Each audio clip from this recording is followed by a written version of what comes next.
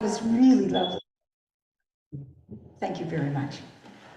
So Joy and I are doing this homily jointly, but how it's going to work is that I will give a bit of background on Tai Chi and spirituality and explain it from my experiences in learning Tai Chi, and then Joy is going to read some Taoist poetry, and then for the last remaining 3, 4, or 5 minutes, I'm going to take you through some foundation exercises, which you can do sitting down if you wish. You don't have to stand up for them, but you can stand if you like. And you can just join in as you feel like you're moved to. Now, I can't read with my glasses, so I have to take them off.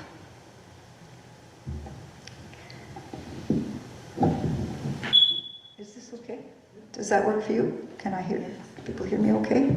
There. So Joy and I practice Taoist Tai Chi together weekly, except during the swimming, cycling, camping season.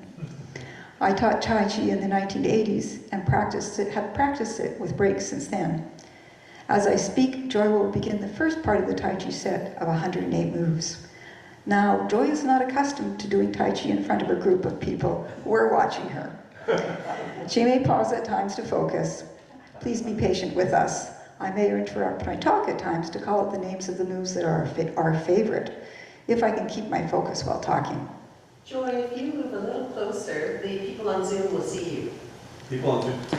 No, Yeah. they can't see the... Well, she's going to do it right in front I'm of working you. on it, but I'm saying join your so we can see both of you, is what I'm trying to say. I know this. Okay, so as you start when you're ready, Joy. The Taoist Tai Chi Society was founded by Master Moi Lin Shin, a Taoist monk from China. And it quickly spread from Toronto, where he began teaching in the 1980s, across Canada, then the US, and beyond. Master Moi was ill as a child, and his mother took him to a Taoist monks in a monastery to cure him. Because of their help, he dedicated his life to helping others with their health, and eventually traveled to Canada. I started Tai Chi in my early 30s when I lived in Canmore, Alberta. I moved there to recover from a disabling brain trauma caused by meningitis and exposure to chemicals, such as heavy metals in ceramic glazes. I took a class through the Recreation Center in Banff, but with the instructor Karen Yamazaki, who taught for the Taoist Tai Chi Society of Calgary. In classes, we were taught that Tai Chi evolved from shamanic dances. It did feel like dancing, and we practiced it for our health and not for fighting. Joy just is doing Carry Tiger to the Mountain. And I'm wondering, Joy, would you feel comfortable doing it right up here? Do you think you could, or will that unnerve you too much? Okay. Right across there? So you're on camera?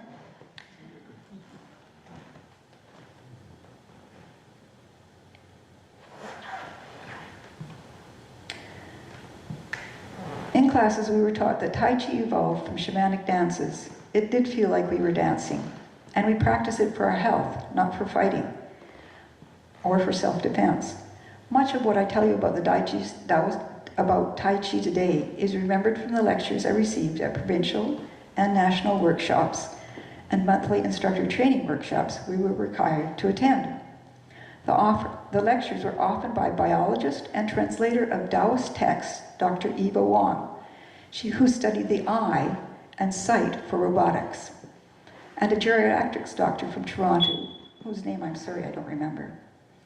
My memory might not be true, and the information was far from a couple of 2 or 3 decades ago, so perhaps it's not quite up to date. But the basis of why we practice Taoist Tai Chi style remains the same. Teaching Tai Chi is to help people with their health, and in keeping with it being a spiritual path, instructors are not to accept money for their teaching. Since Tai Chi helped me regain mobility from a fractured pelvis, I got in a cycling accident, and helped my brain recover from being spastic and not being able to read or write for a few years, it was easy to answer yes when I was asked to teach. I taught for 8 years before moving on to dance, which was my initial interest. But Tai Chi was what was available in the Bow Valley, and I was rewarded with knowing that the earliest source of Tai Chi is from shamanic dances. The Taoist Tai Chi Society taught me The first step on this spiritual path is the practice of Tai Chi. Tai Chi is a series of moves, which is an exercise form that dates back to the 13th century. It is predated and a progression from other forms, Lo Cup, Sing He, and Pakwa. Pakwa being the oldest and dating from the 9th century. When we play Tai Chi, we are transforming our bodies back to the health and form of a young child.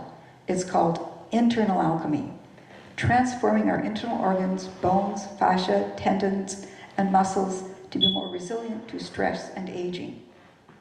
And training our minds to exist in a more peaceful state so we might respond in any situation, stressful situation or threatening situation with calm, thoughtful actions. Tai Chi is a form of self-defense or fighting, which arose from the observation of animals. However, we practice Tai Chi at the Taoist Tai Chi Society so we can exit any situation without hurting our bodies, which we want to live forever. A high claim? But what does that mean? In Tai Chi, that we never die? Well, we die at a time that is best or most effective for the time that we live in. We might die of a disease or old age, but that is more of our choice than succumbing to these travails that we all expect to happen to us. Eventually, Taoist Tai Chi societies established in different cities were reorganized into a national organization called the Fang Lagoch Taoist Temple, which firmly based Tai Chi, teaching Tai Chi in a spiritual practice. It allowed all clubs to have a small temple with pictures of Immortal Lu from Taoism, the Jade Emperor, Confucianism, and the Bodhisattva Guanyin, the three great religions of China.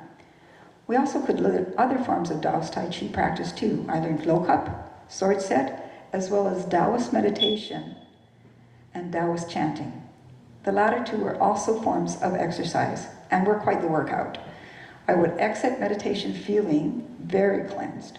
From chanting, I felt so much stronger, but with sore knees, as we would stand on our knees for up to 50 minutes on the longer chants.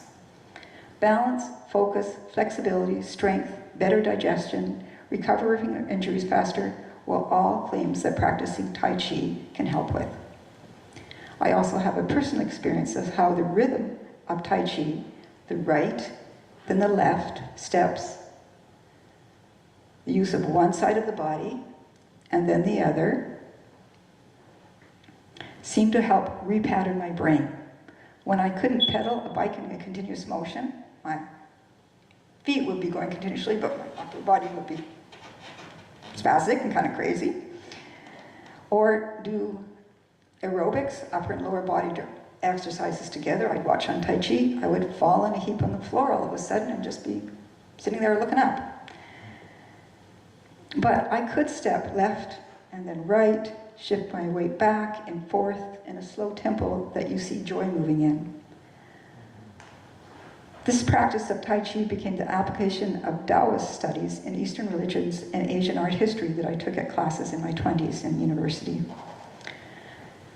Tai Chi, practicing Tai Chi is the first step on your spiritual path. Sorry for the chirp. Joy will now read some Taoist poetry and talk about how she uses Taoism in her life. I'm getting a bit tongue-tied, sorry. Then we'll invite you to try some foundation exercises.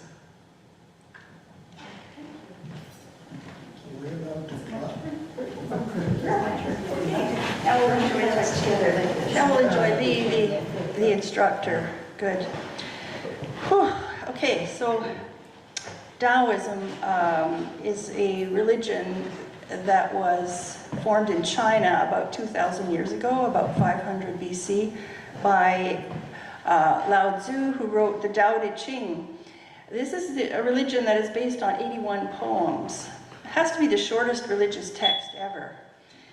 The word Tao Te Ching means the classic of the way and its truth.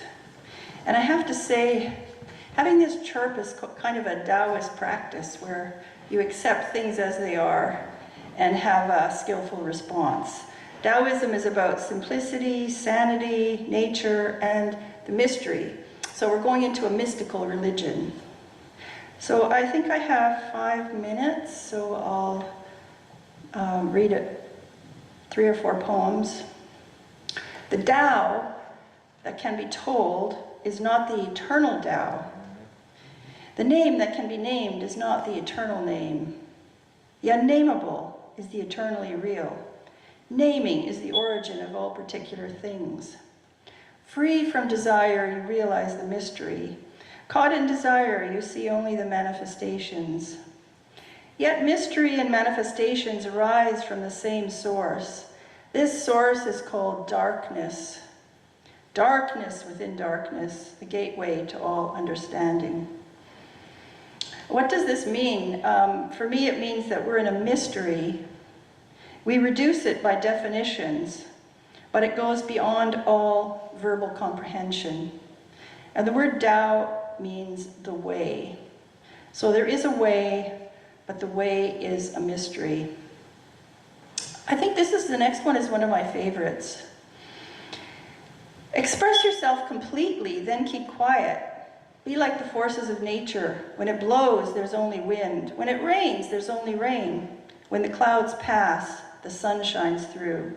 If you open yourself to the Tao, you are at one with the Tao, and you can embody it completely. If you open yourself to insight, you are at one with insight, and you can use it completely. If you open yourself to loss, you are at one with loss, and you can accept it completely.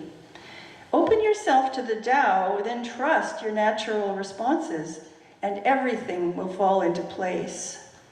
So that's kind of like the Buddhist idea of non-doing. Through non-doing, all things are done. Sort of one of those paradoxes. And it relates also to right action arising.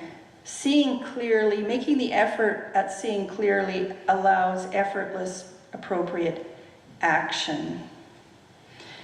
Do you have the patience to wait till your mud settles and the water is clear?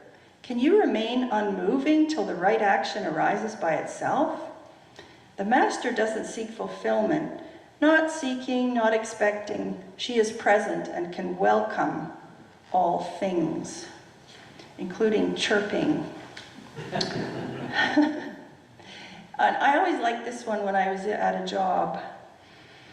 If you want to accord with the Tao, just do your job, then let go, not relying on outcomes. The next poem has a lot of nature imagery. Taoism is filled with nature imagery, water, stones, trees. And I like to think of the horizon that always effortlessly meets the ground.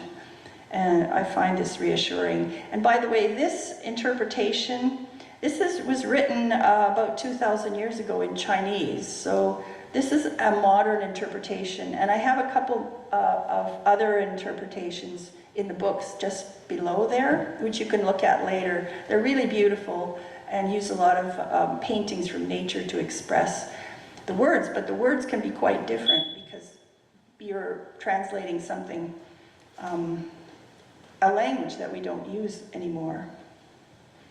In harmony with the Tao, the sky is clear and spacious. The earth is solid and full. All creatures flourish together, content with the way they are, endlessly repeating themselves, endlessly renewed. When we interfere with the Tao, the sky becomes filthy, the earth becomes depleted, the equilibrium crumbles, creatures become extinct. The master views the parts with compassion because he understands the whole. His constant practice is humility. He doesn't glitter like a jewel, but lets himself be shaped by the Tao as rugged and common as stone. And finally, one more. Whoever can see through all fear will always be safe. Without opening your door, you can open your heart to the world. Without looking out your window, you can see the essence of the Tao. The more you know, the less you understand. The master always arrives without leaving, sees the light without looking, achieves without doing a thing. Work on perception and action will take care of itself. Thank you.